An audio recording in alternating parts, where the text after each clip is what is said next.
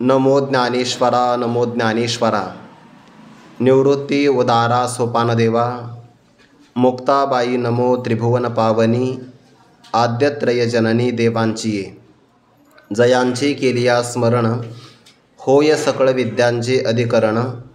तेचे वंदो श्री चरण श्री गुरूंचे ते नमस्कारुनी आता. आता अवधारा कथा गहन जे सकळ कथा जन्मस्थान. किंवा दुसरा पाठ आहे जे सकळ कौतुका जन्मस्थान की अभिनव उद्यान विवेक तरुचे.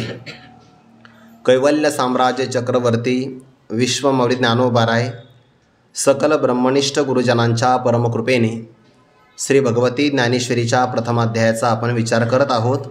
आतापर्यंत आपण विघ्नराज गणरायाचं जे काही साहित्यात्मक वाङ्मयाच्या रूपाने असणारा आकार किंवा आकृती, ज्ञानोबारायांच्या असणाऱ्या साहित्य विश्वातील अपूर्व शब्दांच्या माध्यमातून थोडासा त्याचा आपण चिंतन करण्याचा प्रयत्न केलेला आहे. श्रीगुरूंचं स्तवन करण्याच्या पूर्वी ज्ञानोबाराय अपूर्व वाणीचा विलास करणारी चातुर्य अर्थ आणि 14 विद्या 64 कला यांची स्वामिनी असणारी श्री सरस्वती माता, जी की साधकाच्या जीवनातील अज्ञान अंधकाराचं अपहरण करते, तिलाही ज्ञानोबाराय नमन करतात. आणि यानंतर ज्ञानोबारायांचं आवडीचं असणारं दैवत की जे दैवत ज्ञानोबारायांनी आपल्या हृदयामध्ये प्रतिष्ठित करून ठेवलेलं आहे. मज हृदयी सद्गुरू जेने तारिलो हा संसार पुरू. मनवणे विशेष अत्यादरू विवेकावरी. श्रीगुरूंचा कृपाप्रसाद प्राप्त जर असेल तर साधकाला काय काय लाभ प्राप्त होतात त्याचाही यथामध्ये आपण विचार केला आहे. जर एखादा साधक काया वाचा मनाने श्रीगुरूंची सेवा करत असेल तर त्याला श्रीगुरूंची सेवा करत असताना अन्य कोणत्याही देवतांतरांची उपासना करण्याची आवश्यकता नाही. ज्याप्रमाणे मुळाला सिंचन केलं की शाखा पल्लव सहज संतुष्ट होतात, समुद्रामध्ये अवगाहन किंवा स्नान केलं तर त्रैलोक्यातल्या सगळ्या तीर्थाच्या स्नानाची फलश्रुती प्राप्त होते, किंवा अमृताचं सेवन केलं की सगळ्या रसाचा आस्वादन केल्याचा आनंद प्राप्त होतो. म्हणून ज्ञानोबाराय म्हणतात की पुन्हा पुन्हा मी श्रीगुरूंचं स्तवन किंवा वर्णन नमस्कार करत आहे. कारण साधकाच्या जीवनामध्ये अभिलषित असणारी जी काही इच्छा आहे त्या सगळ्या इच्छा पूर्ण करणारे श्रीगुरूच आहेत. माता साधकाच्या जीवनामध्ये कोणती अपेक्षा असते? सकल दुःखाची आत्यंतिक निवृत्ती व्हावी आणि परमानंदाची प्राप्ती घडावी. असा साधकीय जीवनामध्ये साधकाची इच्छा पण असावी किंवा असते, आणि ती पूर्ण करणारी फक्त श्रीगुरू आहे. आणि संसारा ऐसा दारुण जो भेटलाची हरिशीन तो ज्ञानदानी सकरुण भजिजे गुरु. किंवा जेने तारिलो हा संसार पुरू. कोणत्याही उपायाने व्यक्ती संसार सागरातून तरून जाऊ शकत नाही, पण श्री गुरु मात्र त्याला सहज लीलया या संसार सागरातून तारतात. म्हणजेच गणरायाचं, सरस्वती मातेचं आणि श्री गुरूंचं स्तवन केल्यानंतर आता ज्ञानोबाराय आपल्या जीवनामध्ये जे काही भगवद्गीता भगवंताने भक्तराज अर्जुनाचं निमित्त करून सगळ्या विश्वाच्या समोर प्रगट केली, त्या गीतेवर ज्ञानोबारायांना व्याख्यान करायचं आहे.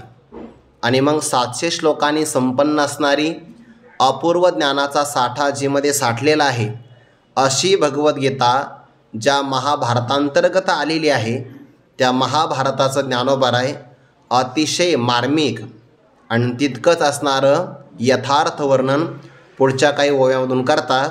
अर्थात आता 28व्या ओवीपासून तर जवळपास 49 ओवीपर्यंत किंवा 50 ओवीपर्यंत या सगळ्या महाभारताचं वर्णन आलेलं आहे.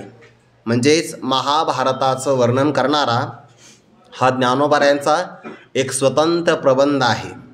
मागील विषय पूर्ण झाला, नूतन विषयाला प्रारंभ करायचा असेल तर अनंतर या शब्दाने ज्ञानोबाराय आता या शब्दाची योजना करतात आणि सगळ्या श्रोत्यांना सावध करतात. बरं, आता अवधारा. अवधारा शब्दाचा अर्थ फार गोड आहे. नुसतं ऐका असा त्याचा अर्थ होत नाही, तर मन देऊन ऐका त्याला अवधारा असं म्हणतात. नाहीतर बऱ्याचदा आपण ऐकतो पण ते दुसऱ्यावर वजन टाकण्यासाठी की मी एवढं ऐकलं आहे, मी का सामान्य व्यक्ती आहे का, मी एवढं श्रवण केलं आहे. पण मग मनाने ऐकलं का नुसतं कानाने ऐकलं, काय सांगितलं माहिती नाही. गुरुवरे बाबा सांगत असतात, एखादा व्यक्ती कीर्तनाला जातो आणि मग घरी राहणारे माणसं त्याला विचारतात, कुठं गेलतात? आणि मी कीर्तनाला गेलो होतो. मग कोणता अभंग होता? तो अभंगही असतो का? अरे वारकरी कीर्तन आहे ना, वारकरी कीर्तनामध्ये अभंग असणारच. हो म्हणे, तुका म्हणे असं काहीतरी. ते ऐकणं नुसतं कानाने नाही. ज्ञानोबा म्हणतात, परी ते मनाच्या कानी ऐकावे, बोल बुद्धीच्या डोळा देखावे, हे साठो वाटी घ्यावी चित्ताची. या आदान प्रदान व्यवहार घडला पाहिजे. चित्त जर द्याल, ज्ञानोबांची 13व्या अध्यायामध्ये पण ओवी आहे, तुम्ही चित्त द्याल की नाही. 16व्या अध्यायामध्ये, जी आपण चित्त द्याल ब्रह्ममिया होईजेल, किंवा सर्वस्व आपुले द्याल, हे 13व्या अध्यायातली ओवी. येते सोडवून न्याल. म्हणून चित्त दिलं तर ब्रह्मज्ञान संपादन करता येतं. आणि मग ऐकण्याकरता श्रवण इंद्रिय असावं लागतं. ज्ञानोबराय सगळ्या इंद्रियांना प्रार्थना करता, आता इंद्रिय जात आघवे, तेही श्रवणाचे घर रे घावे, मग संवाद सुख भोगावे गीताख्य हे. गीता नावाचं हे संवादाचं सुख भोगायचं असेल तर सगळ्या इंद्रियांनी श्रवण इंद्रियांच्या घरी मुक्कामाला आलं पाहिजे. याचा अर्थ काय?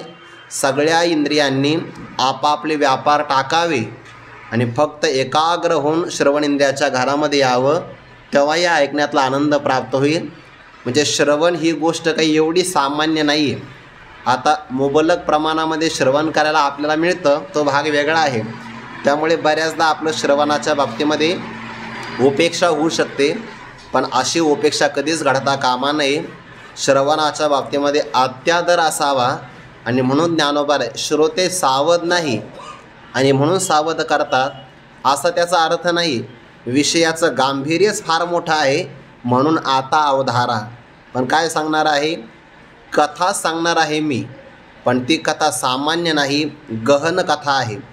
ज्या कथेतला अभिप्राय कळण्यासाठी एक विशिष्ट प्रकारची बुद्धिमत्ताच असावी लागते, किंवा ज्या कथेतलं तात्पर्य अभिप्राय श्री गुरूंची किंवा ईश्वराची कृपा असल्याशिवाय कळत नाही, त्याला गहन कथा असं म्हणतात. बरं, शब्द कळावा मनुष्याला, शब्दाचा अर्थ कळण्याकरता शब्दशक्ती कळावी लागते, ती व्याकरणाने कळत असते. शब्द शब्दार्थ, पण त्याच्या पुढे असणारा भावार्थ आणि त्यात दडलेला गूढ अर्थ काढण्यासाठी मात्र एक विशिष्ट प्रकारचं अंतःकरण असावं लागतं. हे कोणालाही शक्य नाही. 13व्या अध्यायामध्ये श्री निवृत्तीनाथ महाराज ज्ञानोबांनी विस्तार केला आणि विस्तार केल्यानंतर ज्ञानोबा पुन्हा क्षमा याचना करतात, पण दुधामध्ये पाणी टाकावं तसा मी विस्तार केला नाही. बरं, पदाची कोरण सांडी तैसे जी न बडबडी, पदाची कोरण सांडी दुधा मिळवून पाणी फार कीजे, असा परिहार ज्ञानोबा देतात की दुधामध्ये पाणी टाकावं आणि मग त्याचा विस्तार करावा. म्हणजे 4-5 पाहुणे आले की दूध चांगलं ठेवलं जातं, पण अचानक कळालं की आणखीन संख्या वाढणार आहे. आता दूध तर घरामध्ये नाही, मग म्हणतात फक्त दुधात नाही पाणी, पण टाकतात मात्र भरपूर. टाकलं जातं, पण तसा विस्तार मात्र मी करत नाही. परिहार दिला की निवृत्तीनाथ महाराज असं म्हणतात, परिहार देण्याचं कारण नाही, उलट भगवंतांनी तुम्हाला असं म्हटलं आहे की जो अभिप्राय गुप्त रूपाने आम्ही झाकून ठेवला तो प्रगट करा असं तुम्हाला सांगितलं आहे. तो ते श्री मुरारी म्हणितरे प्रगट करी, जे अभिप्राय गौहरी झाकिले आम्ही, ते देवाचे मनोगत. तो दावीत हासी मूर्त, हेही म्हणता चित्त दाटेल तुझे. म्हणजे माणसं फक्त वरवर कथा ऐकतात ना, त्यांना कथेतला मार्मिक काहीच कळत नाही. कथा किंवा दृष्टांत हा सिद्धांताच्या पुष्टीकरता दिलेला असतो. म्हणून कथेमध्ये रममान न होता कथेचं तात्पर्य मनुष्याला कळालं पाहिजे. ते उदाहरण सांगत असतात, समजा कल्पना करा कुत्रं झोपलेलं आहे आणि त्याच ठिकाणी सिंह झोपलेला आहे. दोघांनाही जर आपण दगड फेकून मारला ना तर दगडामध्ये ताकद असते. दगड कुत्र्याला मारला लागला की दगड काही अंतराने पळत जातो. तो कुत्रं दगडाच्याच मागं पळतं, पण सिंह तसं नाही करत. सिंहाला दगड मारला तर दगड नेमका आला कुठून त्याचा ते शोध घेतं, त्याला सिंहावलोकन असं म्हणतात. दगड मारणाऱ्याकडे ते मागं पाहतं, कुत्रं मागं पुढं काही नाही पाहत, फक्त पुढंच पाहतं. तसं नाही आहे. म्हणून कथा वरवर ऐकणं वेगळं आहे आणि कथेच्या अंतर्गत असणारं तात्पर्य शोधून काढणं हे वेगळं आहे. आणि म्हणून ही कथाच गहन आहे, सखोल आहे. याकरता तुम्ही चांगल्या प्रकारे ऐका. भागवतामध्ये कथा ऐकावी असा एक उपदेश केलेला आहे बघा. तुकोबारायांचा अभंग एक फार गोड आहे. मनुष्याने उपदेश कोणाच्याही हातून प्राप्त झाला ना, उपदेश झाला की तो मनामध्ये धारण केला पाहिजे बघा. वय बघू नये समोरच्या व्यक्तीचं, त्याचा अधिकार बघू नये, वर्ण किंवा जाती आश्रम काहीच न बघता जर तो उपदेश चांगला करत असेल तर तो मनुष्याने आपल्या हृदयामध्ये साठवावा. आपल्या संस्कृतीमध्ये एक असं वाक्य आहे, बालादपि सुभाषितम ग्राह्यम. लहान मुलगासुद्धा जर चांगलं बोलत असेल ना तर मोठ्या मनुष्याने त्याचं ते चांगलं बोलणं आपल्या हृदयामध्ये साठवावं. तुकोबारायांचं असंच प्रमाण आहे, उपदेश भलत्या हाती झाला चित्ती धरावा. नये जाऊ पात्रावरी कवटी सारण आरळी. स्त्री पुत्र बंदी जन नारायण स्मरविती. तुका म्हणे रत्नसार परी उपकार चिंधीचे. फारच गोडा अभंग आहे. कोणाच्या हातून उपदेश प्राप्त झाला असं म्हणू नये की कोणी उपदेश करू शकत नाही. तुकोबारायांचं त्या अभंगातलं तात्पर्य पण लक्षात आलं पाहिजे बरं. एखाद्या प्रसंगाला स्त्री पण उपदेश करू शकते आपल्याला. जसं की श्री तुलसीदासजी महाराजांना त्यांच्या धर्मपत्नीनेच उपदेश केला की नाही, की या नासक्या कुसक्या देहामध्ये आसक्त होण्यापेक्षा प्रभू रामचंद्रावर एवढी प्रीती केली असते तर भगवान दर्शन देण्याकरता साक्षात प्रगट झाले असते. अशा प्रसंगाला स्त्री आपल्याला उपदेश करू शकते. कधी आपला एखादा सेवक आपल्याला उपदेश करू शकतो किंवा पुत्रही आपल्याला उपदेश करू शकतो. भागवतामध्ये पुत्राने केलेला उपदेश पहिल्याच त्या महात्म्य सांगत असतानाच आलेला आहे बघा. ते आत्मदेव नावाचे ब्राह्मण सगळी अनुकूलता आहे पण पुत्र प्राप्तच नाही.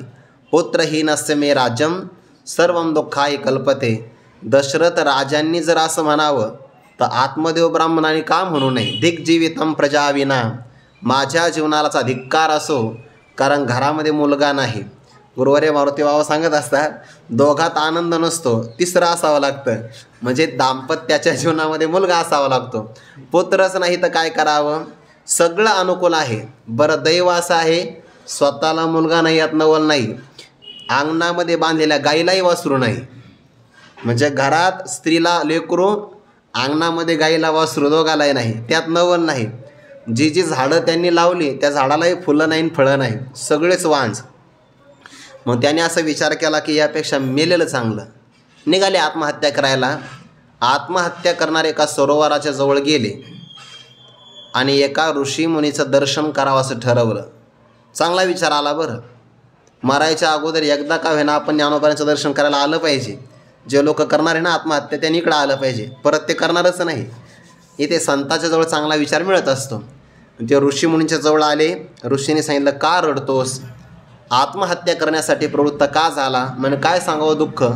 संन्यासी महापुरुषाला प्रापंचिकाचं दुःख काय कळणार आहे, तरी पण सांग ना, मी काहीतरी तुला उपाय सांगू शकतो. त्याने सांगितलं, महाराज सगळं अनुकूल आहे पण मला पुत्र प्राप्त नाही, त्यामुळे दुःख आहे. असं असतं बघा संसारामध्ये. सगळं अनुकूल असावं आणि थोडंसं कमी असावं. माणसाचं लक्ष कमीकडं जातं. 90 रुपये जवळ असावे आणि फक्त 10 रुपयाची नोट नसावी तर त्याला 90चा आनंद होत नाही. 10 रुपयाचं कमीपणा सलत राहतो सारखा. जसं डोळ्यामध्ये एखादा खडा गेला की तो सलत राहतो, तसे ओणीव मनुष्याला सलत राहते आणि त्याला त्याच्यामुळं प्राप्तीचा आनंद काही घेता येत नाही. मग त्या ऋषीमुनीने असं ध्यान लावलं, सांगितलं, बाळा तुझ्या जीवनाचं अवलोकन केलं तर आगामी 7 जन्मामध्ये तुला मुलगा काही प्राप्त होणार नाही. मग त्याने, महाराज माझं प्रारब्ध मला कळतं पण तुमच्या तपात सामर्थ्य असेल ना, तपाचे सामर्थ्य तपिन्नला आमूप. तुमच्याकडे सामर्थ्य असेल तर तुमचा तपाचा वापर करा पण मला पुत्र द्या, मी तुमचे पाय काही सोडणारच नाही. ऋषी म्हणले, काय करावं आता. हे जे भोग्य ते त्रिशुद्धी न चुके आणि बुद्धी होणारा सारिके ठाके. मला काही कथा नाही करायची बरं का विस्ताराने. जर कुठं आली कथा तर सांगा, जमालाही जमते. त्याने ते कथा विस्तार नाही करायचा. ते फळ घेतलं. पण त्याच्या धर्मपत्नीने ते फळ खाल्लंच नाही, गाईला खाऊ घातलं. आणि त्या धर्मपत्नीने आपल्या बहिणीचा मुलगा आणला, धुंदुकारी, तिचं नाव धुंदुली, त्याचं नाव आत्मदेव ब्राह्मण. गाईला फळ खाऊ घातल्यामुळे ते अमोघ होतं. गाईच्या उदरातूनच मुलगा जन्माला आला, पण त्याचे कान गाईच्या कानासारखे होते. नाव ठेवलं गोकर्ण महाराज. आणि मग या मुलाने आपले सगळे पराक्रम दाखवले, इतका त्रास दिला, जेवढे काही शास्त्रामध्ये पाप आले आहे त्या सगळ्या पापात तो विशारद होऊन गेला. एकही पाप त्याने काही सोडलं नाही. आणि मग आत्मदेव ब्राह्मण असं म्हटले, वंध्यत्वम तू समीचीनम कुपुत्र दुःखदायक. एक वेळेस मनुष्याला मुलगा नसला तरी चालेल, पण वाईट मुलगा मात्र फार दुःख देतो. पुन्हा आत्महत्या करायला निघाले. अगोदर पुत्र प्राप्त नव्हता म्हणून आत्महत्या करायलाच निघाले, आणि पुत्र असा भयंकर जन्माला आला तर त्यापेक्षा हे घर सोडूनच गेलेलं बरं. त्या गोकर्ण जो पुत्र होता ना, गायीपासून प्राप्त झाला, त्याने एक उपदेश फार केला आहे. पुत्र उपदेश नारायण स्मरविती. आणि त्याने सांगितलं, बाबा कशाला रडता म्हणे, संसारच असा आहे. असारह खलु संसारो दुःखरूप विमोकः सुतः कस्यम धनम कस्य स्नेहवांज्वलते निशम न चेंद्रस्य सुखम किंचिन न सुखम चक्रवर्तिनः सुखमस्ति विरक्तस्य मुनेरेकांत जीविनः. कशाला रडता म्हणे, हा संसारच मुळामध्ये असार आहे. लटिका व्यवहार सर्व हा संसार असारह खलु संसारो दुःखरूप आहे आणि मनुष्याला मोह निर्माण करणार आहे. दुर्दैव असं आहे मनुष्याचं अख्खं आयुष्य निघून जातं बघा. मला हा विषय सुख देईल अशी त्याला आशा असते. त्या विषयापासून सुख नाही मिळालं की त्या विषयाला मनुष्य सोडतो आणि दुसऱ्या विषयावर प्रीती करतो. असे विषय बदलतो, पण विचारधारणा मात्र कधीच बदलत नाही. आपल्याला विषयापासून सुख प्राप्त होईल असा विचार नाही बदलत. कोणाचा मुलगा आहे, धन कोणाचं आहे, प्रेम करणारा मनुष्य रात्रंदिवस जळत असतो. राजा सुखी नाही, चक्रवर्ती सम्राट सुखी नाही, इंद्रालाही कोणत्याही प्रकारचं सुख नाही. फक्त सुख विरक्त पुरुषाला, मनन करणाऱ्या आणि एकांतामध्ये राहणाऱ्या पुरुषालाच आहे. तिथं जो उपदेश केला ना, त्यामध्ये कथेचा उपदेश केला आहे बघा. आणि मग गोकर्ण महाराज आपल्या वडिलांना सांगतात, पुत्राने उपदेश केला तरी पण तो ग्रहण करावा. भागवतामध्ये सगळे उपदेश आले बघा. पुत्राने केलेला उपदेश कसा आहे, स्त्रीने केलेला उपदेश कसा आहे, तो उपदेश करता करता गोकर्ण महाराज आत्मदेव ब्राह्मणांना असं म्हणतात, बाबा देहस्ति मांस रुधिरे भीमती त्यजत्वम. देह, मांस, रुधिर म्हणजे रक्त, यावर असलेला मीपणा टाकून द्या. जाया सुता दिशु सदा ममताम विमुंच. धर्मपत्नी, पुत्र या सगळ्या पदार्थावर असणारी ममता, हे माझेपणा, यांचा परित्याग करा. पश्चानिशम जगदितम क्षणभंगनिष्ठम. हे संपूर्ण जग क्षणभंगूर आहे, लवकरात लवकर तुम्ही पहा. आणि प्रेम करा पण एकावर. वैराग्य राग रसिको भवभक्तिनिष्ठा. वैराग्याविषयी तुमच्या मनामध्ये प्रेम असावं, असे तुम्ही रसिक व्हा. आणि पुढे उपदेश आणखीन गोड केला बघा. धर्मम भजस्व सततम त्यज लोक धर्मान. धर्माचं सेवन करा, लौकिक धर्माचा परित्याग करा. सेवस्व साधू पुरुषां जही काम तृष्णाम. साधू पुरुषांची सेवा करा, कारण त्यांच्या सेवेतून जे मिळतं ना ते कुठंच मिळत नाही. जे ज्ञानाचा कुरोठा ते तर सेवा हा दारवंटा. तो स्वाधीन करी सुबटा ओळगुणी सेवस्व साधू पुरुषां. ते जीवनातले सगळे सूत्र सांगितले बघा. धर्मम भजस्व सततम. कायम धर्माचं अनुष्ठान करावं आणि लोक काय म्हणतील याचा विचार करू नये. आपण धर्माचं अनुष्ठान करतो तर आपलं कल्याण व्हावं याकरता नाही, कधी कधी लोकांनी आपल्याला धार्मिक मानावं याकरता. आणि मग असं असेल तर तो लोकधर्म हा दांभिक धर्म होऊन जातो. म्हणून त्याचा परित्याग करावा. सेवस्व साधू पुरुषां जही काम तृष्णाम. ही तृष्णा कधीच पूर्ण होत नाही. कामतृष्णेचा परित्याग करावा. पुढे सांगत असताना असं म्हणता, सगळ्यात महत्त्वाचं साधकाला काय सांगितलं, अन्यश्च दोष गुणचिंतनमाशु मुक्त्वा सेवा कथ रसमहो नितराम पिबत्वम. लोक काय करतात या बाबतीमध्ये चिंतन, बाकी सगळ्या गोष्टीमध्ये त्यज सांगितलं, टाकून द्या टाकून द्या. पण या तिसऱ्या पदामध्ये नुसतं टाकून द्या असं नाही, लवकरात लवकर टाका. पण काय, अन्यस्य दोष गुण चिंतन, इतरांचे दोष आणि गुण याचं आपण फार चिंतन करतो. जणू आपल्याला असं वाटतं की इतरांचे दोष बघण्याकरताच आपला अवतार झाला आहे. दुसऱ्यांचे आपण जेवढे दोष पाहतो आणि त्या दोषांच्या विषयी आपण जेवढी चर्चा करतो ना, कदाचित आपण साधनेमध्ये सुद्धा तेवढा वेळ घालवत नसतो. आणि परिणाम असा होतो की जास्त आपण इतरांचे गुण पाहिले की त्याच्याविषयी राग निर्माण होतो. राग म्हणजे प्रेम. आणि एखाद्याचे आपण दोष पाहिले की आपल्या मनामध्ये द्वेष निर्माण होतो. राग द्वेषाने पूर्ण जीवन व्यापलं जातं आणि परिणाम असा होतो की परमार्थामध्ये येऊनसुद्धा समाधान मिळत नाही. त्याचं कारणच असं आहे, साधना कमी घडते आणि अन्यश्च दोष गुण चिंतनम हे जास्त घडतं. म्हणून भागवतामध्ये शब्द आला आशु मुक्त्वा, लवकरात लवकर ते टाकावं. इतकं लवकर की बोलूच नाही. जास्त करून दोष आणि गुणचिंतन बोलण्यातूनच होतं. मनुष्याने जितका संयम वाणीवर करता येईल तेवढा केला पाहिजे. आपण असं जरी बसलो तरी पण मनुष्य एकटा असेल तर मग गुणदोष नाही सांगत. दोघं किंवा चौघं मिळाले की मग चर्चेचा विषय जेव्हा निघतो तेव्हा मग अन्यश दोष गुणचिंतन हे जास्त घडतं. आणि जे चित्ताच्याद्वारे चिंतन घडतं त्याचा परिणाम मनावर जास्त होतो. म्हणून आपण जपावं कशाला, अंतःकरणाला. एखाद्या प्रसंगाला आपले डोळे नष्ट झाले तर फार काही हानी नाही, कानातून ऐकता नाही आलं तेवढी काही हानी नाही. पण जर आपल्याला आपल्या चित्ताचं जतन करता नाही आलं तर सगळ्यात मोठी हानी तीच आहे. म्हणून किम अर्जुना जो या परी अंतःकरण जतन करी, नेदी उभो ठाकेद्वारी इंद्रियांच्या विषयांच्या. इंद्रियांच्या दरवाजात सुद्धा तो अंतःकरण उभं राहू देत नाही.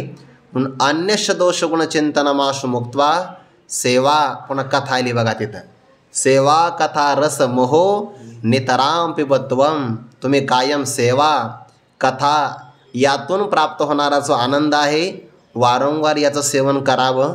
म्हणून कथाच ऐकावी. पण ती कथा ऐकत असताना कथा त्रिवेणी संगम अशी ती कथा ऐकावी. वासुदेव कथा प्रश्न अशी कथा ऐकावी. किंवा ऐके जेथ वाचा विसवे ते साधू कथा, ही कथा ऐकावी. प्रपंचाची कथा ऐकूच नाही. ज्ञानोबरांनी म्हटलं आहे ती कथा टाकून द्यावी. हरिपाठात दुसऱ्याच अभंगात आला आहे, म्हणतोनी नवनीता तैसे गे अनंता वाया व्यर्थ कथा सांडी मार्ग. व्यर्थ मार्ग व्यर्थ कथा वाया घालवणारे आहेत सांडी, त्याचा परित्याग करावा. आणि मग सेवा कतरसमहो नितराम पिबत्वम यांचं कायम सेवन करावं. म्हणून या कथा असतात. आता ही आत्मदेव ब्राह्मणाची कथा आहे. खरं तर ती आत्मदेव ब्राह्मणाची जशी कथा आहे ना तशी आपली पण कथाच आहे ती. फक्त त्या कथेतून प्रातिनिधिक स्वरूपामध्ये आत्मदेव ब्राह्मणाला एवढं दुःख होतं ना आपल्याला नाही का. आपल्या जीवनामध्ये सगळं तेच घडतं आहे. म्हणून जसा त्यांनी त्याग केला 66 वर्षामध्ये, वयाचं 66वं वर्ष पूर्ण केलं आत्मदेव ब्राह्मणाने आणि दशमस्कंधाचा पाठ करून परमात्म स्वरूपाची प्राप्ती करून घेतली. एवं सुतोक्ती असं म्हटलं आहे. सुत म्हणजे पुत्र, पुत्रापासून प्राप्त झालेला उपदेश त्याचं चिंतन केलं. अशा पद्धतीनं कथा ऐकावी. आणि आता महाभारताची कथा ज्ञानोबा म्हणतात. आता अवधारा कथा गहन. गहन म्हणजे अतिशय गहन शब्दाचा अर्थच फार गहन आहे, म्हणजे खूप सखोल आहे. जितका आपण त्यातून अर्थ काढण्याचा प्रयत्न करू तेवढं नित्य नूतन अर्थ प्राप्त होतो. म्हणून त्याला गहन कथा असं म्हणतात. पण ती कथा कोणती आहे, अथ श्री महाभारत कथा अशी ती कथा आहे. गहन कथा आहे. जे सकळ कथा जन्मस्थान, जगातल्या सगळ्या कथा त्या सगळ्या कथेंचं जन्मभूमिका म्हणजे महाभारत आहे. दुसरा एक पाठभेद आहे, जे सकळ कौतुका जन्मस्थान. कौतुक म्हणजे आश्चर्य किंवा चमत्कार. सगळ्या प्रकारचे चमत्कार महाभारतातून प्रगट झालेले आहेत, सगळ्या प्रकारचे. आता कसे प्रगट झाले, सखोल चिंतन आपल्याला करावं लागेल. बाकीच्या कोणत्याही लोकांना ते कळणार नाही.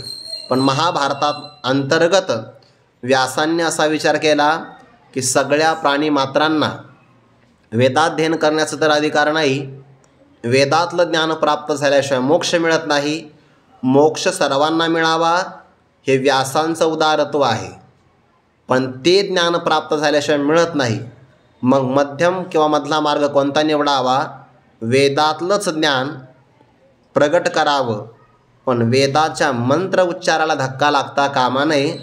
म्हणून वेदाचं मंत्रत्व अबाधित ठेवून फक्त त्यातलं ज्ञान आपल्या शब्दांच्या रचनेतून प्रगट करून सगळ्यांच्या करता व्यासांनी भारतः पंचमो वेदः या 5व्या वेदाची निर्मिती केली.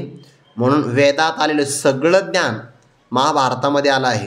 आणि महाभारताची श्लोकसंख्यासुद्धा जवळपास 1,00,000 किंवा 1,15,00,000 असे दोन्ही पण शब्द आले आहेत. एवढी मोठी श्लोकसंख्या आहे. महाभारत आपण मुळातून वाचलं की मग आपल्याला कळतं त्या काळातलं वास्तुशास्त्र काय असेल, रचनाशास्त्र काय असेल, किंवा सगळ्या प्रकारच्या असणाऱ्या कौतुक जे जे काही आश्चर्य आपल्याला बघायला मिळतात ते सगळे आश्चर्य बघायला मिळू शकतात. एक आश्चर्य सांगतो. ते पांडवांना लाक्षागृहामध्ये मारण्याचा प्रयत्न झाला, पण भगवंताच्या कृपेने आणि विदुर काकांच्या मार्गदर्शनाने 5ही पांडव कुंती मातेसहित सही सलामत बाहेर पडले. परिणाम असा झाला की मग आपण राहायचं कसं? मग ब्राह्मण वेशात राहिले आणि एका ब्राह्मणाच्या घरी राहिले. मला आश्चर्य सांगायचा. आश्चर्य कसं आहे किंवा त्याच्या अगोदर दुसरं एक आश्चर्य सांगतो, म्हणजे ते आश्चर्य कळेल. फक्त जास्त आश्चर्य वाटू देऊ नका. आश्चर्य कसं आहे? रुक्मिणी मातेने एकदा सांगितलं प्रभूंना की प्रभू मला द्वादशीला आहे ना पंगत घालायची. चांगली गोष्ट आहे, म्हणजे अन्नदान श्रेष्ठ दान आहे. पण म्हणे मग एकच व्यक्तीला बोलवायचं. असं कसं? मग कुणाला बोलवायचं? म्हणे भीमाला. भगवान म्हणले कशाला? त्या भीमाचा आहार फार मोठा आहे. भीमकर्मा उरकोदरा, त्याच्या उदरामध्ये उरक नावाचा अग्नी आहे आणि त्याला जास्त भूक लागते. नाही नाही म्हणे मला स्वयंपाक करून त्याला खाऊ घालायचं आहे. काही हरकत नाही. मग भीमाला आमंत्रण दिलं. आता भीमाला द्वादशीचं आमंत्रण मिळालं, त्याने दशमीपासूनच काही खाल्लं नाही. द्वारकेत जायचं ना आपल्याला जेवायला, चांगली भूक लागावी ना. दशमी, एकादशी, मग द्वादशीला सकाळीच एवढा स्वयंपाक केला रुक्मिणी मातेनं. 56 प्रकारचे भोग सगळे अर्पण केले. भीमाचा उदरातला एक कोपराही भरला नाही. तेव्हा आईसाहेब आणा आणा, काहीच नाही, सगळं संपलं. तयार केलेली भिजवलेली कणिक आणा तरी चालेल. पण मात्र भूक भागतच नाही. मग काय करावं? एवढा मोठा भीमाचा आहार आहे. दुसरा आहार सांगतो. मग ते हे पांडव ब्राह्मण वेशामध्ये राहिले एका गावामध्ये, ब्राह्मणाच्याच घरी राहिले. भिक्षा मागण्याकरता बाकीचे सगळे निघून गेले आणि तेवढ्यामध्ये धर्मराज मागे राहिले आणि कुंती माता ज्या घरात राहिले त्या घरातला ब्राह्मण रडू लागला. खूपच गोड आले बरं का चिंतन त्या ठिकाणी. आणि मग त्या ब्राह्मणाने असं ठरवलं की काय माझा धिक्कार आहे, हा बकासूर नावाचा राक्षस राहतोय आपल्या गावाच्या पलीकडे आणि राजाही आपला त्याचा प्रतिकार करत नाही. आणि त्याने असं ठरवून दिलं आहे की दररोज गावातला एक व्यक्ती आला पाहिजे, गाडीभर त्याने अन्न आणलं पाहिजे आणि गाडीला जुंपून 2 बैल आणले पाहिजे. एवढा त्याचा आहार आहे. म्हणजे बैलगाडीवाला बैल आणि गाडी घेऊन जायची, मागं कासरासुद्धा येत नव्हता. इतका त्याचा आहार त्या बकासुराचा. आणि आज मात्र ही माझ्यावर काही संकटाची वेळ आली आहे. मी तुमचं रक्षण करू शकत नाही, कुटुंब प्रमुख आहे, पण आपल्याकडं तेवढं अन्न नाही. तो रडू लागला. धर्मपत्नीने सांगितलं तुमच्यापेक्षा मी प्राणत्याग करते, कारण सौभाग्यवती असताना मी जर मेली तर मला चांगल्या लोकांतराची प्राप्ती होईल. आणि तसाही पुत्र प्राप्त झाल्यामुळे आता माझं काही तुम्हाला प्रयोजन नाही. तुमचा संसार सफल झालेलाच आहे, मी जाते. ते मुलीनं ऐकलं. मुलगी म्हणे आई बाबा तुम्ही तसं करू नका म्हणे. जर कदाचित आई मृत पावली किंवा वडील मृत पावले तर मग माझ्या जीवनाचं संरक्षण कोण करणार आहे? त्यापेक्षा अजून माझं तर काही लग्न झालं नाही, तुम्ही दोघं सुरक्षित राहा आणि आपल्या कुलाचा असणारा हा कुलदीपक माझा भाऊ त्याचं रक्षण करा. मी जाते म्हणे बकासुराकडे, खाऊ द्या मला खाल्लं तर. ते लहान मुलगा रांगत आला आणि त्याने सांगितलं तुम्ही तिघही जाऊ नका, माझं असणारं कोवळं मांस आहे ते राक्षसाला जास्त आवडेल, मी जातो. सगळे एकमेकाला त्याग करण्याकरता तयार झाले. जोपर्यंत कुटुंबामध्ये सगळे माणसं त्याग करण्याकरता तयार होतात तोपर्यंत कुटुंबात आनंद असतो.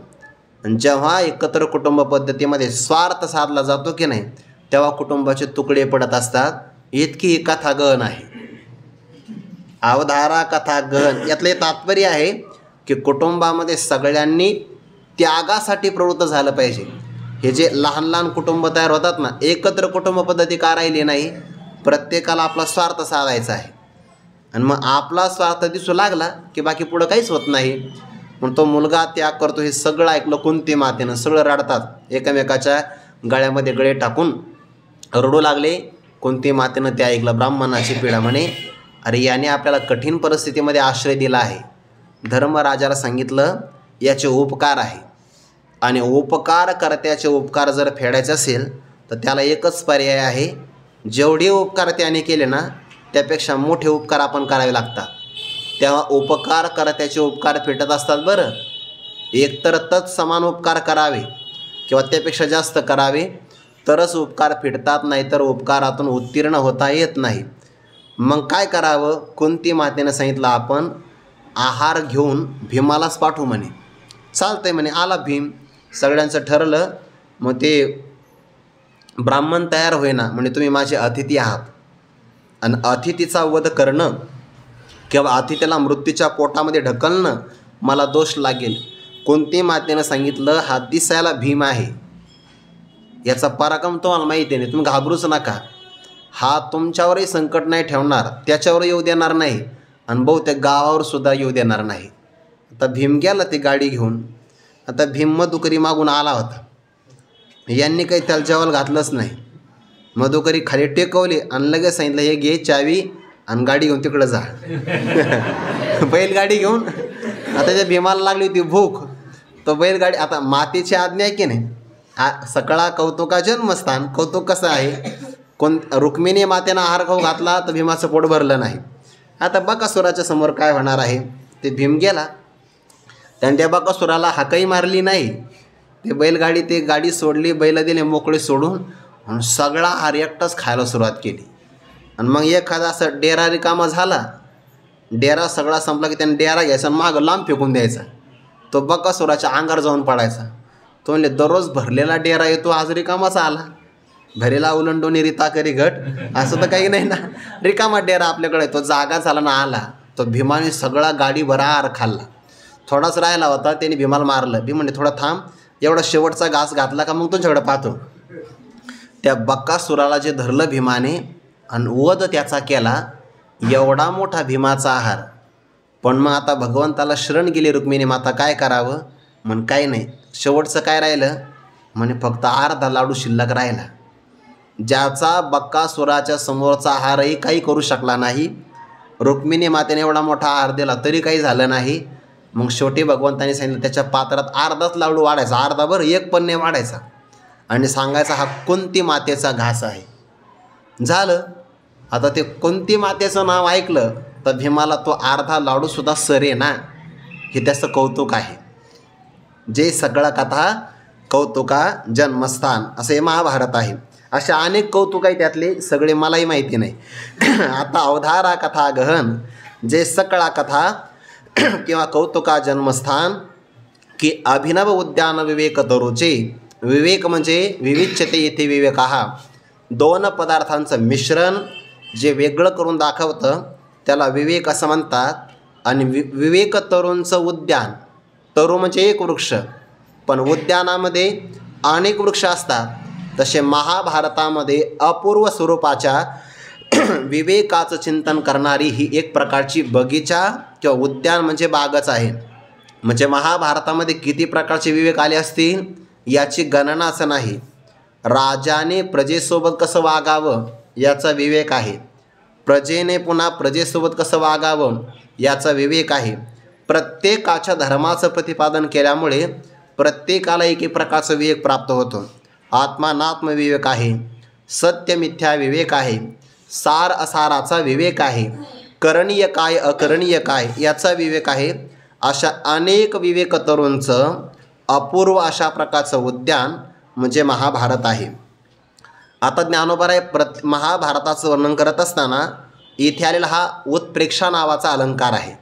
म्हणजे महाभारताला अनेक प्रकारची उपमा देत जाणं आणि ती पुन्हा बदलत जाणं याला उत्प्रेक्षा नावाचा अलंकार म्हणतात. ना तरी सर्व सुखाची आदी जे प्रमेय महानिधी नाना नवरस सुधाब्दी परिपूर्ण हे ना तरी म्हणजे अथवा सर्व सुखाची आदी म्हणजे प्रारंभ, आदी म्हणजे उत्पत्ती, सर्व प्रकारच्या सुखाची उत्पत्ती या महाभारतातूनच होते आहे. पुढे एक कथा येणार आहे, कथेसंबंधाने आपण तो विस्ताराने करूया. सर्व प्रकारचे सुख कोणते सुख आहे? मनुष्याला धर्म, अर्थ, काम आणि मोक्ष या 4 पुरुषार्थाची अपेक्षा आहे बघा. किंवा त्याला इहलोकातही सुख असावं आणि पारलौकिकही सुख असावं याची अपेक्षा आहे. मग या सुखाला कारण कोण असेल? तर धर्म आहे बघा. ज्या ज्या ठिकाणी धर्म असतो ना तिथेच सुख प्राप्त होतं. दया तेथे धर्म, धर्म तेथं सुखागम, सुखी पुरुषोत्तम असे जैसा हे सूत्र आहे. जिथे दया आहे तिथे धर्म आहे. आणि ज्या धर्मात दया नाही, चांगला आहे का, ज्या धर्मात दया नाही ती माणसं कधीच सुखी होऊ शकत नाही. तुम्ही चांगल्या प्रकारे जगाचं निरीक्षण करा. ज्या ज्या धर्मामध्ये दया आहे आणि अशा दया धर्माने जे लोक धार्मिक आहेत तीच माणसं सुखी आहे. पण ज्या धर्मामध्ये पशुवर दया केली जात नाही, माणसावर दया केली जात नाही, अर्थात धर्मात दयाच नाही, तर त्या धर्मातले माणसं कधी सुखी होऊ शकत नाही. ते कायम रोगग्रस्त किंवा दारिद्र्यग्रस्त असतात. म्हणून ज्याला सर्व सुखाची प्राप्ती करायची असेल त्याने महाभारताचं अध्ययन केलं पाहिजे. सगळ्या सुखाला म्हणजे इहलोकातलं सुख असेल, पारलौकिक सुख असेल, आध्यात्मिक, आदिभौतिक, आदिदैविक या सगळ्या सुखाला जन्म देणारी कथा म्हणजे महाभारत आहे. म्हणजे महाभारतामध्ये उपाय आलेले आहे.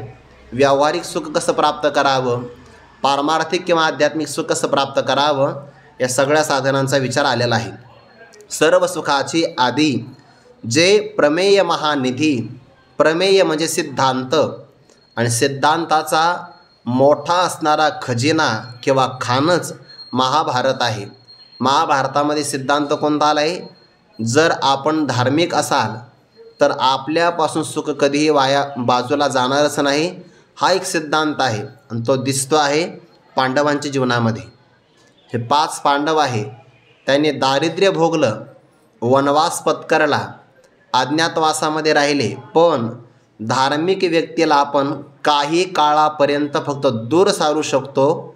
पण सिद्धांत धर्माचा असा आहे की धार्मिक व्यक्तीला राज्यही मिळतं, सुखही मिळतं, कीर्तीही प्राप्त होते. पांडवांच्या जीवनामध्ये 12 वर्षाचा वनवास आहे, 1 वर्षाचा अज्ञातवास आहे.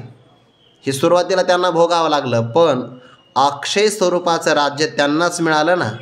धर्माचा प्रमेय त्यामध्ये साठवलेला आहे. अशा सिद्धांतांचा महान ठेवा म्हणजे महाभारत आहे. नाना म्हणजे अथवा नवरस सुधाब्दी परिपूर्ण हे. नवरस साहित्यामध्ये येणारे नवरस आहे. शृंगार, वीर, करुण, अद्भुत, हास्य, भयानक, बिभत्स, रौद्र आणि शांत हे सगळ्या प्रकारचे रस आहे. सध्याला साहित्यामध्ये शृंगार रसाला जास्त महत्त्व लोक देतात, पण शृंगाराच्याही पुढं वैराग्य प्राप्त करून देणारा रस कोणता असेल तर तो शांत रस आहे. आणि भगवद्गीतेचा किंवा ज्ञानेश्वरीचा मुख्य रस कोणता असेल तर तो शांत आहे. पण बाकीचे रस पण आले बरं आणि त्यांनाही मान मिळाला आहे. पण किती मान मिळाला? ज्ञानोबा म्हणतात लग्न होत असेल तर वधूवरांना जेवढा मान असतो तेवढा वराडी लोकांना नसतो. तरी पण काही काही वराडी फुगतात, तो भाग वेगळा आहे. जे तर शांताची या घरा अद्भुत आला आहे पाहुणेरा आणि ए राही रसा पांती करा झाला मान. अहो वधूवरांची मिळणी जैसी वराडी आहे लुगडी लेणी तैसे देशीयेच्या सुखासनी मिरवले रस. लग्नामध्ये सगळ्यात मोठा मान कोणाला आहे? वधू आणि वराला. त्यानंतर मग ते म्हणतात ना वरमाय, वरबाप, त्यांना मान असतो. त्याच्यानंतर मग बाकीचे. आणि काही लोक नुसते जेवायला आले असतात, त्यांना मानावून काही घेणं देणं नसते. मिष्टान्न मितरी जनाहा असे ते असतात की नाही. मग बाकीच्यालाही मान मिळाला की नाही. तसा भगवद्गीतेतला मुख्य शांत रस आहे. त्यानंतर 11व्या अध्यायामध्ये अद्भुत रस आलेला आहे, त्यालाही मान आहे. प्रसंगाला बाकीचे पण रस आले. सगळ्यात मोठा रस कोणता असेल आनंद देणारा तर शांत रस आहे. नुसदीची शांती कथा आणि जेलकीर वाक्पथा जे शृंगाराचा माथा पाय ठेवी आशा नवरसी भरवी सागरू करवी उचित रत्नांचे आगरू भावार्थाची गिरीवरू निफजवी माये अशा नवरसांनी परिपूर्ण भरलेला हा समुद्राचा सागर पुन्हा परिपूर्ण बरं, ज्याला कधी कमतरताच येत नाही अशा नवरसांची रेलचेल असणारा किंवा भरलेला समुद्र, अमृताचा समुद्र हा महाभारत नावाचा ग्रंथ आहे. की परमधाम प्रगट सर्व विद्यांचे मूळपीठ शास्त्रजाता वसौट अशेषांचे. एक पाठ आहे शास्त्रजाता वशिष्ठ अशेषांचे, असा पण एक पाठ आहे बघा. पाठभेद म्हणतात त्याला, सगळे अर्थ लागतात. धाम शब्दाचा अर्थ होतो राहण्याचं ठिकाण, पण त्याच्यामध्ये दोन प्रकार आहे. एक परमधाम आणि दुसरं अपरमधाम. परम म्हणजे श्रेष्ठ, ज्याच्या पलीकडे आता कोणतंही धाम नाही. आपण म्हणतो की ना, आता समजा धाम म्हणजे राहण्याचं ठिकाण आहे, तर आपल्याला एक ठिकाण प्राप्त झालं मृत्यूलोक. या मृत्यूलोकापेक्षा श्रेष्ठ कोणता आहे? स्वर्गलोक. यापेक्षा मोठा आहे ब्रह्मलोक, त्यापेक्षा मोठा आहे शिवलोक, त्याहीपेक्षा मोठं वैकुंठलोक. असे यामध्ये प्रकार आहे. पण एक धाम असा आहे की ज्याच्या पलीकडे कोणतंच धाम नाही, जिथं गेल्यानंतर पुन्हा माघारी यावंच लागत नाही. जर एखादा व्यक्ती ब्रह्मलोकामध्ये गेला तर ब्रह्मदेवालाच यावं लागतं. पुनरावृत्तीच्या मापा शिगजा हाला त्याला यावं लागतं. स्वर्गात गेला तर पुण्याची पावटी सरे, सवेची इंद्रपणाची उटी उतरे, येऊ लागती माघारे. मागं यावं लागतं त्यांना. म्हणजे सत्यलोकाला गेला तरी मागं यावं लागतं, इंद्रलोकाला गेला तरी मागं यावं लागतं, आणि मृत्यूलोकात तर वारंवार यावं लागतं. तो तर काही प्रश्नच नाही. पण एक धाम असा आहे, यद् गत्वा न निवर्तन्ते तद्धाम परमम मम. आलं की नाही शब्द श्लोकामध्ये? ज्याला परमम धामम असं म्हटलं आहे, ज्ञानोबा म्हणतात महाभारतसुद्धा असंच आहे. कारण जसं परब्रह्माची प्राप्ती केल्यानंतर माघारी यावं लागत नाही, तेच परब्रह्म महाभारतामध्ये शब्दरूपाने प्रकट झालं. महाभारताचं अध्ययन केलं की ब्रह्मप्राप्तीच आहे. तर महाभारतामध्ये गीता आलेली आहे, आणि ब्रह्मप्राप्ती घडली तर त्या परमधामाचं प्रगटीकरण करणारं शास्त्र म्हणजे महाभारत आहे. किंवा अमूर्त असणारं परमधाम महाभारतामध्ये मूर्त रूपाला प्राप्त झालं की परमधाम प्रगट. सर्व विद्यांचे मूळपीठ. मूळपीठ म्हणजे मूळस्थान, मूळ ठिकाण. विद्या म्हणजे ज्ञान. मग त्या विद्येमध्ये दोन प्रकार आहे. एक आहे पराविद्या, दुसरी अपराविद्या. अपराविद्येमध्ये अनेक प्रकार घडतात, पण पराविद्या म्हणजे फक्त अध्यात्मविद्या. मरणाला मारणारी विद्या त्याला म्हणतात अध्यात्मविद्या. आणि त्या अध्यात्मविद्यांचं सुद्धा मूळपीठ महाभारतच आहे, मूळ ठिकाण आहे. पीठ म्हणजे स्थान. आणि बाकीच्या विद्या त्या पण आल्या बघा. जे शस्त्रविद्या पारंगत याच अध्यायामध्ये पुढं ओवी येणार आहे. शस्त्र ही विद्याच आहे आणि अस्त्रही विद्या आहे बरं का. पण त्यात प्रकार आहे. जे फेकलं जातं ते अस्त्र असतं, जे हातात धरून चालवायचं त्याला शस्त्र असं म्हणतात. पण काही मात्र शस्त्रही आहे आणि अस्त्रही आहे. हे आपल्या भगवान परमात्म्याचं वर्णन करत असताना सुदर्शनाच्या बाबतीमध्ये असं म्हटलं आहे की सुदर्शन चक्र जर भगवंताने एखाद्यावर फेकलं तर ते काम करायचं, म्हणजे समोरच्याचा नाश करायचं आणि पुन्हा भगवंताच्या जवळ माघारी यायचं. किंवा प्रभू रामचंद्रांच्या बाबतीमध्ये असं म्हणतात, प्रभू रामचंद्रांनी जर बाण मारला एखाद्याला, तो बाण समोरच्या व्यक्तीचा वध करून पुन्हा त्या बाणांचे अक्षय तुनीर म्हणतात त्याला, भाता, त्यामध्ये येऊन बसायचा. आता हे झाली इथली शस्त्र आणि अस्त्रविद्या. जे महाभारतात आलं की नाही त्याचं संशोधन आता हल्लीच्या काळातले वैज्ञानिक कळत आहे. असं म्हणतात की आपल्या भारतामध्ये आता एक अस्त्र विकसित होत आहे, ज्याला आपण क्षेपणास्त्र म्हणतो की नाही, ब्रह्मास्त्र वगैरे. हे ब्रह्मास्त्र महाभारतात आलेलं आहे. आता त्याची नावं देणं सुरू झालं आहे. तर सध्या आपल्याकडे एक सुदर्शन अस्त्र विकसित होत आहे की जे सुदर्शन अस्त्र गेलं की शत्रूच्या पक्षामध्ये जाऊन काम करतं आणि पुन्हा मागं येतं. असं शास्त्रज्ञ त्याच्यावर संशोधन करत आहे. मग आता शास्त्रज्ञ जी विद्या प्रगट करत आहे, रक्षणविद्या, त्या विद्येचं मूळ कारण कुठं आहे? महाभारतामध्ये. म्हणजे महाभारतात आहे ते सगळ्या जगात आहे, आणि जे महाभारतात नाही ते कुठंच नाही. म्हणून महाभारती नाही पुढं ओवी येते आहे, ते नोहेची लोकेतीही येणे कारणे म्हणिवे पाही व्यासोचिष्ट जगत राहील. सध्याला जेवढे शोध लागतात ते सगळे शोध महाभारतामध्ये लावलेलेच आहे. फक्त असं आहे की आपल्या ग्रंथात जे असतं ते आपण आपल्याला सांगितलं का आपल्याला त्याचा काही गौरव वाटत नाही. एखाद्या शास्त्रज्ञांनी सांगितलं ना पाश्चिमात्य, मग वाटतं खरंच राव हे आपल्याकडं पण आहे बरं. म्हणजे त्यांनी सांगितल्याशिवाय आपल्याला प्रामाण्य वाटत नाही. हा आपला संतांची पायी माझा विश्वास असं आहे. दुर्दैव आहे की नाही.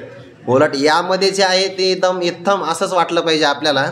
पण जेव्हा इतर लोक संशोधन करतील तेव्हा आपल्याला वाटतं की हे आपल्याकडं आहे. याला इंग्रजीमध्ये फॉरेन रिटर्न म्हणतात बघा, ते कोण आलं पाहिजे, त्याशिवाय आपले लोक घेत नाहीत.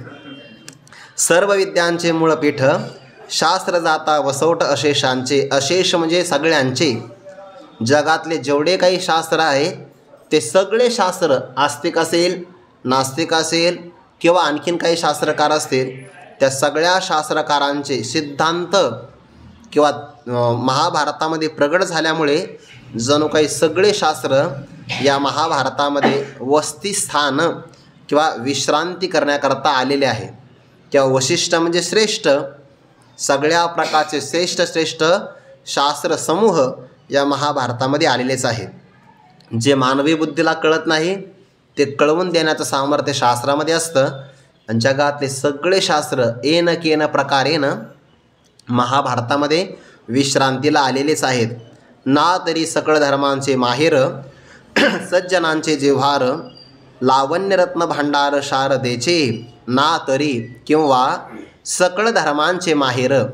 धर्म म्हणजे जो आपण आपल्या जीवनामध्ये धारण करू शकतो किंवा ज्या तत्वाला धारण केल्यानंतर सगळ्या जगाचं चांगल्या प्रकारे संगोपन रक्षण होतं, त्या तत्वाला धर्म असं म्हणतात. अहिंसा धर्म आहे, सत्य धर्म आहे, दया धर्म आहे. या तत्वांना धारण केलं तर सगळ्या जगाचं रक्षणही होतं. अशा प्रकारचे धर्म किंवा धर्मात दोन प्रकार आहे. एक प्रवृत्ती लक्षण धर्म, दुसरा निवृत्ती लक्षण धर्म. मग प्रवृत्ती लक्षण धर्मामध्ये पण अनेक प्रकार आहे. राजधर्म, पुत्रधर्म, पिताधर्म, राष्ट्रधर्म, प्रजाधर्म, पुत्रधर्म असे अनेक धर्म आलेले आहेत. स्त्री धर्म, वर्ण आश्रम धर्म, अनेक धर्माचे प्रकार आले प्रवृत्ती लक्षण धर्मामध्ये. त्या धर्माने इहलोकातही सुख मिळतं आणि पारलौकिक सुख प्राप्त होतं. त्या सगळ्या धर्मांचं माहेर म्हणजे महाभारत आहे. आणि निवृत्ती लक्षण धर्म मग त्याला वैराग्य धर्म किंवा मोक्ष धर्म असं म्हणतात. ज्यामुळे मोक्ष प्राप्त होईल तो आहे निवृत्ती लक्षणात्मक धर्म. तोही महाभारतात आला. कुठं आला? गीतेच्या रूपाने. सगळ्या धर्मांचं माहेर म्हणजे महाभारत आहे. आणि यामुळे सज्जनांचे जिव्हार, जे माणसं सत्परमात्म्याला प्राप्त करून घेण्याची अपेक्षा करतात त्यांना सज्जन असं म्हणतात. आणि जिव्हार म्हणजे जिव्हाळा. जसा झाडांच्या मुळाला जर ओलावा जिव्हाळा मिळाला की ते टवटवीत होतं, तसं सज्जन पुरुषांना महाभारताचं अध्ययन करण्याकरता मिळालं की त्यांच्या जीवनामध्ये जिव्हाळा प्राप्त होतो. एका ठिकाणी कसं वचन आलं स्मृतिशास्त्रामध्ये, एखाद्याने 4 वेदाचं अध्ययन केलं, सगळ्या पुराणांचंही अध्ययन केलं, सगळ्या प्रकारचं शास्त्रही अभ्यासलं, पण महाभारताचं अध्ययन केलं नाही तर त्याला चातुर्य प्राप्त होत नाही. इतकं महाभारताचं महत्त्व आहे. आणि म्हणून सज्जनाला आवडणारा ग्रंथ महाभारत आहे. सज्जनांचे जिव्हार किंवा लावण्यरत्न भांडार शारदेचे. शारदामध्ये सरस्वती माता आणि सरस्वती मातेचं सौंदर्य लावण्य म्हणतात त्याला. जे सौंदर्य विकार करत नाही त्याला लावण्य म्हणतात. आणि सौंदर्याला ज्ञानोबा रत्न म्हणतात. मग शारदा मातेचं ज्ञान हे सौंदर्य रत्न आहे. शारदा साक्षात कोण आहे? ज्ञानाची देवता आहे सरस्वती माता. आणि मग तिचं सौंदर्य कोणतं असेल? ज्ञान हेच सौंदर्य आहे. ज्ञान नावाचं सौंदर्य अलंकार आणि त्या अलंकाराचं ठेवण्याचं भांडार म्हणजे महाभारत आहे. महाभारतामध्ये प्रगट झालेलं ज्ञान नावाचं सौंदर्य अलंकार हे शारदा मातेचंच काही एक प्रकारचं सौंदर्य आहे. नाना अथवा कथारूपे भारती प्रगटली असे त्रिजगती आविष्करोणी महामती व्यासाची मनोनी हा काव्या रावो ग्रंथ गुरुवतीचा ठावो, येथून रसा झाला आवर सळपणाचा. मनोनी शब्द फार महत्त्वाचा आहे बरं. म्हणजे जवळपास या 28व्या ओळीपासून तर 33व्या ओळीपर्यंत महाभारत सगळ्या काव्यांचा राजा का आहे मनोनी ज्ञानोबारे कारणं सांगतात पाठीमागच्या. ही सगळी कारणं लक्षात घ्यायची आता आपण. नाना अथवा कथा रूपे म्हणजे कथांच्या रूपाने महामती व्यासांची आविष्करुणी भारती त्रिजगती प्रगटली असे. या सरस्वती, भारती म्हणजे सरस्वती माता, सरस्वती मातेनं असा विचार केला की आपण जगामध्ये प्रगट व्हावं. मग काय करावं? व्यासांच्या मतीमध्ये प्रवेश केला. बघा बरं व्यासांचा काय अधिकार असेल. म्हणजे सरस्वती मातेलाही असं वाटावं की आपण व्यासांच्या बुद्धीचा अंगीकार करावा. व्यासांच्या बुद्धीमध्ये सरस्वती माता प्रगट झाली आणि मग जगात प्रगट होण्याकरता त्रिजगतामध्ये प्रगटीकरण व्हावं याकरता व्यासांच्या बुद्धीतून जे महाभारत आलं ते महाभारत नाही, व्यासांच्या बुद्धीतून प्रगट झाली सरस्वती म्हणजे महाभारत आहे. कथारूपी भारती प्रगटली असे त्रिजगती आविष्करोनी महामती व्यासाची मनोनी. या कारणामुळे हा म्हणजे हे महाभारत सगळ्या काव्यांचा राजा आहे.